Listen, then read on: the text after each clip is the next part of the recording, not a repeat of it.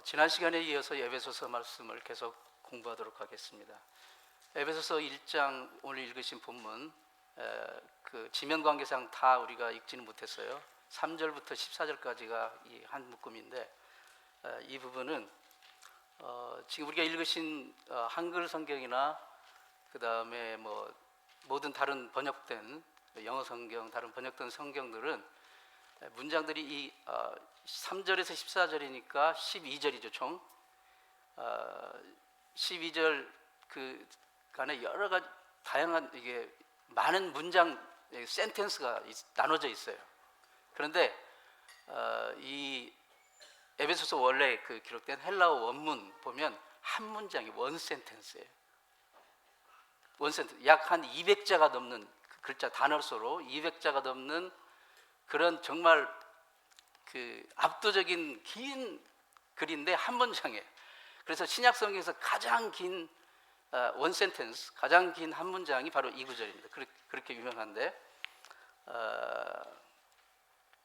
사도 바울이 이 구절을 정말 어떻게 보면 여러분이 방금 읽으셨을 때 느끼셨지만 비슷한 말들이 계속 반복되어서 나오고 또 굉장히 이렇게 이 앞뒤 논리적으로 이렇게 보려고 한다면 굉장히 힘들고 어려운 부분이 있는 그런 그 복잡한 그 표현이 나옵니다.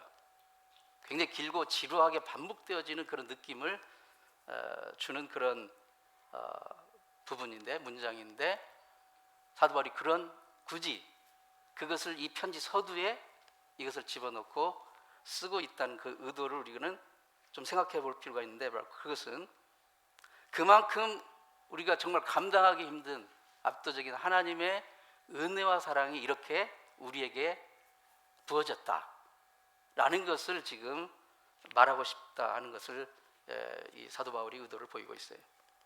그래서 이 부분은 어쩌면 어떤 신학적인 그런 그 이제 해석과 이제 논쟁이 있지만 그럼에도 불구하고 더 가장 우선적인 그 이해는 사도 바울이 하나님께 대한 사랑의 고백이에요. 하나님 우리를 사랑하셨고 우리에게 은혜 베푸셨던 그런 내용들을 담아서 사랑의 고백, 예배의 고백, 찬양의 고백이라고 할 수가 있는 거예요. 사도 바울의. 우리가 부활하신 예수 그리스도를 인격적으로 만나게 된다면, 그리고 그 하나님이 우리를 위해서 처음 먼저 사랑하신 그 사랑의 내역들을 우리가 깨닫게 된다면 우리는 압도되는 그런 정말 복받쳐 오르는 감정을 참을 수 없을 것입니다. 바로 그 사도 바울이 하나님에 대한 그 사랑, 하나님을 찬양하는 그 용솟음치는 그런 이 정말 믿음의 감정들을 여기다가 지금 부어놓고 있어. 한 문장 안에 부어놓고 있는 것입니다. 그래서 사실 이것은 논리적으로 이해하려고 한다는 것보다도 이 사도 바울이 그 하나님께 대한 그 사랑의 고백을 하는 그 심정을 가지고 우리가 같이 우리가 이 글을 읽는다면 이게 결코 지루하거나 반복적이거나 복잡한 그런 것에 갇히지 않고 정말 하나님을 사랑하는, 하나님의 은혜에 대한, 하나님이 우리에게 베푸신 그 사랑에 대한 우리의 반응, 이것을 우리가 할 수 있는 그런 귀한 자료가 되는 것이에요. 바로 이게 예배라고 생각합니다. 이게 사도 바울식의 예배예요. 표현이에요. 하나님께 받은 은혜와 사랑을 깨닫고 거기에 압도되어서 용솟음치는 감정으로 하나님께 대한 사랑의 고백을 하는 것, 이게 예배예요. 이게 여러분 지루할 수 있겠습니까? 따분할 수 있겠습니까? 아니면 막 숙제 풀듯이 부담스러울 수가 있겠어요? 네. 에베소서 1장에서 바로 사도 바울이 의도하는 것은 저는 그것이라고 생각합니다. 이 구절을 읽을 때 그저 지루하고 단조롭게 반복되어지는 좀 어렵기도 한 복잡한, 막 읽다가 막 눈이 풀려질 정도로 이런 마음으로 본문을 대하는지, 아니면 정말 우리 영혼 깊은 곳에서 용솟음치는 어떤 그 하나님을 향한 감사와 사랑의 그 마음으로 우리가 읽는 것인가. 이것은 우리가 얼마나 하나님을 갈망하고 하나님을 사모하는지에 달려있다고 저는 생각합니다.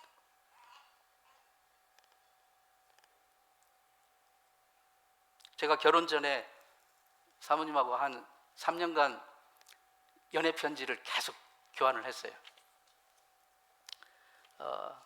제가 보낸 편지는 많이 잊어버렸더라고요. 근데 사모님 저에게 보낸 편지 내가 고이고 간직을 해가지고 우리 집 유형 문화재 이렇게 있습니다. 지금도 있어요. 뭐 30년이 더 된 그런 이야기인데 지금 읽어도 여러분 어떻습니까? 연애 편지는 막 지루하고 졸리고 이렇습니까? 그때 읽었을 때도 정말 흥분되고 읽고 또 읽고 막 숨겨서 혼자 몰래 읽고 계속 다시 읽고 확인하고 글자 한 글자를 막 왜 이렇게 썼을까? 또 이 단어를 왜 선택했을까? 막 곰곰이 사실 객관적으로 보면 아무것도 아닌데 이 사랑의 표현, 연애 사랑의 표현이기 때문에 거기에 다 의미가 있는 거예요. 여러분 이게 지금 사도 바울이 하나님께 대한 사랑의 편지, 연애 편지를 씁니다. 논리적으로 뭘 가르치려고 한다는 것이 아니라 하나님께 받은 그 하염없는 그 은혜와 사랑을 생각할 때 그걸 깨닫고 자기도 사랑의 표현을 연애 편지 쓰듯이 하나님께 하는 거예요. 이거를 할 때 여러분 바로 그게 우리가 하는 예배예요. 그래서 예배 때 사실 지난주에 했던 말 오늘 또 하고 옛날에 했던 말 또 하고 계속 반복. 사실 교회에서 주일날 선포되는 말들 용어 보세요. 똑같은 거 계속 반복하는 거예요. 1년 12달 계속. 그런데 이게 아이고 지루해. 왜 이렇게 반복이야. 한 말 또 하고 한 말 또 하고. 여러분 연애 편지 할 때 그렇습니까? 지금 사도 바울이 말하고자 하는 것은 바로 그거예요. 다메섹 도상에서 사도 바울이 예수님을 만납니다.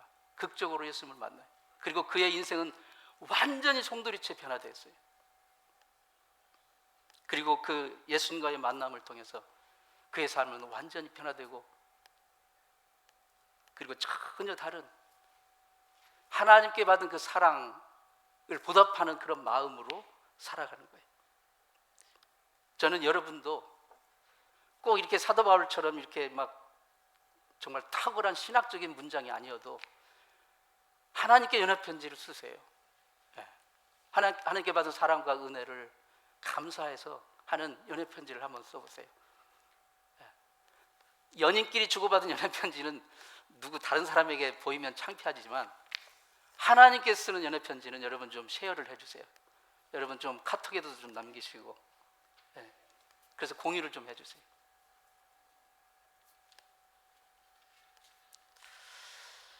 오늘 바울은 서두에서 그 3절에서 이렇게 고백합니다. 같이 읽습니다. 시작. 찬송하리로다. 하나님 우리 주 예수 그리스도의 아버지께서 그리스도 안에서 하늘에 속한 모든 신령한 복을 우리에게 주시되. 아멘. 지금 이 서두를 찬송하리로다라고 시작해요. 그러니까 이 사도 바울이 지금 고백하는 이 내용은 궁극적으로 하나님을 찬송하는 거예요. 하나님을 찬송하기 위한 거예요. 하나님께 대한 사랑의 연애 편지 고백이에요.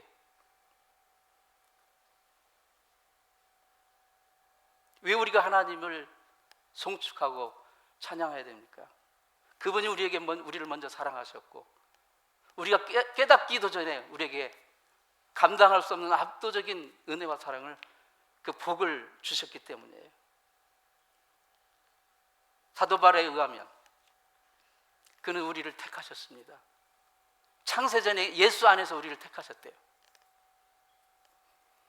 여러분 대학이 우리를 선택해줘도 얼마나 정말 감지덕지입니까? 그러죠? 어떤 대학이 우리를 선택해줬어요. 감지덕지가 아닙니까? 그런데 우주의 주인이신 창조주 하나님이 우리를 선택하셨다는 거예요. 이게 보통 일입니까? 이게 결코 가벼운 일입니까? 당연하게 생각할 수가 없습니다. 사도 바울이 에베소서를 쓴 이 대상은 거의 유대인도 있지만 대부분이 이방인들이 많았어요. 당시 사도 바울은 로마 옥중에서 이 글을 썼어요. 옥중에 갇혀서 인간적으로 보면 정말 신세한탄하고 절망과 좌절밖에 느낄 수 없는 그런 상황이지만 그 옥중에서 그는 하나님에 대해서 사랑의 편지, 연애 편지를 쓴 거예요. 그리고 그 대상이 많은 수가 이방인이었어요. 이방인은 원래 하나님의 택한 백성이 아니었잖아요. 하나님의 처음 택한 백성은 이스라엘이었어요. 하지만 하나님의 선택 밖에 있었던 외인이었던 이방인들, 그들을 향하여 너희들은 창세전에 선택되었다. 하나님이 너희들을 선택했어. 여러분, 누군가 회사가, 누군가 선생님이, 누군가 나를 선택해 준다는 거, 골라서 이게 택해 준다는 거, 이게 보통 일이 아니지 않습니까? 그런데 하나님이 예수 그리스도 안에서 우리를 선택하셨다는 거, 바로 그것은 모든 것을 바꿀 수가 있어요. 그것을 깨닫는 것은. 에베소서 전체를 통해서 사도 바울은 이 사실을 강조하고 있습니다. 하나님 우리를 선택하셨기 때문에 달라진 과거의 모습과 그다음 지금의 모습, 그것을 사도 바울은 에베소서 전체를 통해서 계속해서 비교해서 이제 열거하고 있어요. 죽음의 삶에서 생명의 삶으로 바꿔졌다. 2장 1절. 진노의 자녀에서 하나님의 걸작품으로 바꿔졌다. 2장 3절. 멀리 있었던 자에서 가까워진 자로 바꿔졌다. 이방인에서 하늘나라의 시민으로 변화되었다. 유치함에서 성숙함으로 변화되었다. 옛사람에서 새사람으로, 어둠에서 빛으로, 세상의 술에 취함에서 성령의 충만함으로, 세상의 잠에서 깨어남으로, 어리석음에서 지혜로움으로,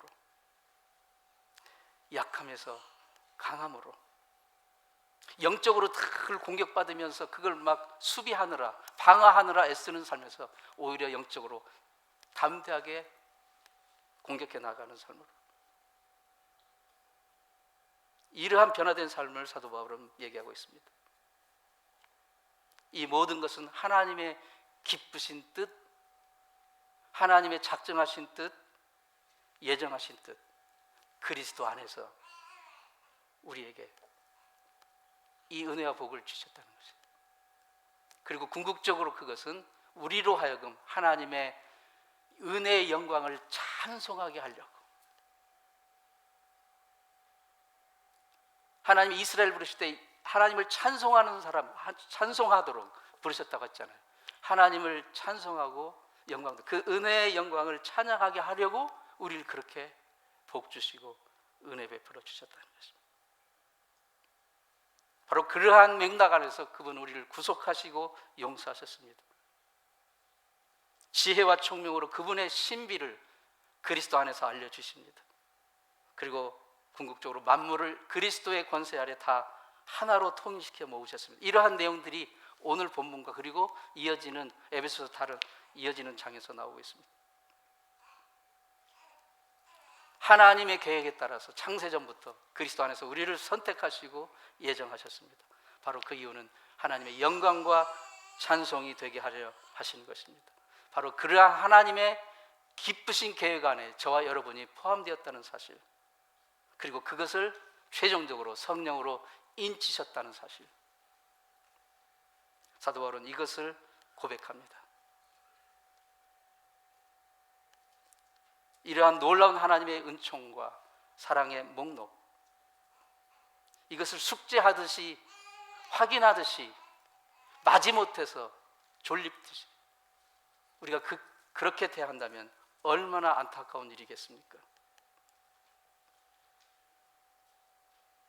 우리가 전통적으로 선택 또는 예정이라고 부르는 단어에 있어서 많은 사람들이 굉장히 부담스러운 생각을 가지고 있어요.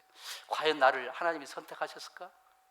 예정하셨다는데 정말 나를 누구는 선택하시고 누구는 선택 안 하시고 너무 하나님 불공평한 거 아닌가? 이러한 의구심을 품을 수가 있습니다. 에베소서에 관해서 그 연구를 많이 한 신약학자인 클라인 스노드그레스라는 그 학자는 이러한 그 두려움을 이제 풀어주는 그런 놀라운 견해를 이렇게 제시합니다. 사람은 오직 가장 먼저 택함 받으신 분, 그리스도 안에서만 택함 받은 자가 됩니다. 이스라엘이 세상에 하나님의 복을 전달하기 위해서 선택을 받았지만 그들은 그 고귀한 사명을 실패했습니다. 그 사명을 예수 그리스도께서 오셔서 완성하시고, 그리고 단지 이스라엘뿐만 아니라 모든 열방을 그 하나님의 복받은 존재로 선포하시기 위해서 예수님 오셔서 그 그리스도 안에서 그리고 그리스도를 통해서 이 모든 하나님의 선택과 하나님의 은총이 내려주심이 이루어지고 있다는 사실을 보여주는 것입니다. 그렇기 때문에 우리가 선택받았기 때문에 그리스도 안에 있는 게 아니라 그리스도 안에 있기 때문에 선택받은 것을 확인할 수가 있는 거예요. 예수 그리스도를 내 구주로 믿는다면 그게 바로 내가 선택받았다는 증거가 되는 것이죠.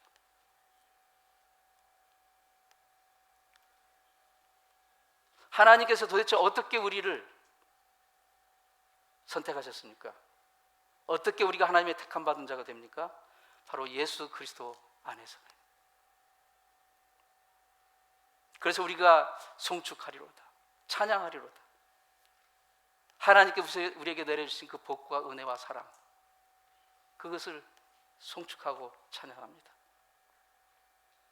그래서 에베소서의 이 모든 내용은 예수 그리스도 안에서라는 그 키워드 속에서 풀어지게 되고 이해되고 해결이 됩니다.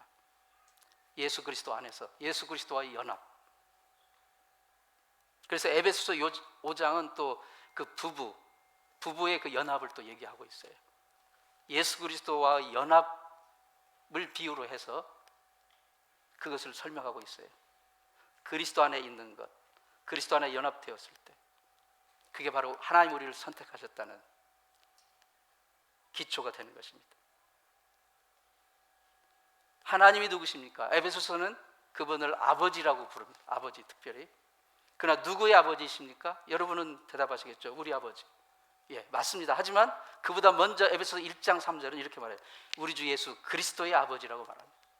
그러니까 우리가 예수 그리스도와 관계없이 하나님의 아버지의 자녀가 되는 것은 불가능해요. 예수 그리스도 안에 들어올 때, 예수 그리스도와 연합이 될 때 비로소 예수 그리스도의 아버지였던 그분의 자녀가 우리가 되는 것이죠. 그래서 하나님은 어떤 신학적인 힘이나 추상적인 개념이 아니에요. 우리의 예수 그리스도의 아버지, 우리의 아버지가 되십니다. 예수 그리스도 안에서 하나님의 성품을 우리는 분명하게 볼 수가 있고 그 사랑을 깨달을 수가 있어요.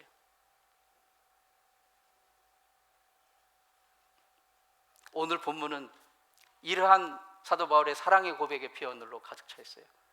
그리스도 안에서 우리를 택하셨고, 4절, 그리스도를 통해서 우리를 자녀 삼으시기로 작정하셨으며, 5절, 하나님께서 사랑하시는 분인 그리스도 안에서. 여러분 오늘 본문을 마지막에 다시 읽겠지만 매 구절마다 그리스도 안에서, 그리스도를 통해서, 그리고 그분을 찬양하도록, 예배하도록, 그리고 그분은 그리스도 안에서 자신의 뜻의 비밀을 알게 해주셨고, 또한 그분은 하늘과 땅의 모든 것을 그리스도 안에서 통일시키고 연합시키고, 그래서 우리의 모든 소망은 그리스도께 있다는 것. 모든 것이 그리스도로 규결이 되고 모든 것이 그리스도를 통해서 진행이 되는 거예요. 이 모든 것을 그리스도 안에서 하나님의 성령으로 인치심을 통해 우리에게 보증해 주십니다. 사랑하는 성도 여러분, 캐나다에서 산불이 나가지고 우리는 불도 안 질렀는데 연기가 그냥 자욱해가지고 정말 숨을 못 쉴 정도로 그 어려운 지금 상황 가운데 있습니다. 그런데 사랑하는 성도 여러분, 세상의 그 산불의 그 연기도 이게 퍼지면 그게 압도되어서 아무 일도 못합니다. 밖에 나갈 수가 없어요. 하나님의 사랑의 우리에게 부어주심, 은혜에 부어주심, 그것은 예수 그리스도 안에서 우리에게 전달이 되었고, 예수 그리스도 안에서 우리가 택함 받았다는 것을 깨닫게 되고, 예수 그리스도 안에서 우리는 이해할 수 있고 깨닫게 되는 것이고, 예수 그리스도 안에서 우리는 그 사랑을 고백하고 반응할 수가 있는 것입니다. 이게 우리의 신앙생활의 기본이고 성도로서 이 세상을 살아가는 원동력이라고 저는 생각합니다. 하나님께 대한 사랑의 고백. 이러한 마음으로 오늘 본문을 다시 한번 곰곰이 생각하면서 예수 그리스도 안에서, 그리고 하나님을, 그 영광을 찬양하는, 그리고 우리를 선택하신 이러한 내용을 생각하시면서 다시 한번 본문을 차근차근 천천히 읽어보겠습니다. 본문 시작. 찬송하리로다. 하나님 곧 우리 주 예수 그리스도의 아버지께서 그리스도 안에서 하늘에 속한 모든 신령한 복을 우리에게 주시되, 곧 창세 전에 그리스도 안에서 우리를 택하사 우리로 사랑 안에서 그 앞에 거룩하고 흠이 없게 하시려고 그 기쁘신 뜻대로 우리를 예정하사 예수 그리스도로만 말미암아 자기의 아들들이 되게 하셨으니, 이는 그가 사랑하시는 자 안에서 우리에게 거저 주시는 바 그 은혜의 영광을 찬송하게 하려는 것이라. 모든 일을 그의 뜻대로 결정하시는 이의 계획을 따라 우리의 예정을 입어 그 안에서 기업이 되었으니, 이는 우리가 그리스도 안에서 전부터 바라던 그의 영광의 찬송이 되게 하려 하심이라. 그 안에서 너희도 진리의 말씀 곧 너희의 구원의 복음을 듣고 그 안에서 또한 믿어 약속의 성령으로 인치심을 받았으니, 이는 우리의 기업의 보증이 되사 그 얻으신 것을 속량하시고 그의 영광을 찬송하게 하려 하심이라. 이 말씀을 한 주간 동안 계속해서 반복적으로 연애편지 읽듯이 연애편지가 될 때까지 읽으십시오. 묵상하십시오. 그리고 하나님께 사랑의 고백을 하십시오. 기도하겠습니다.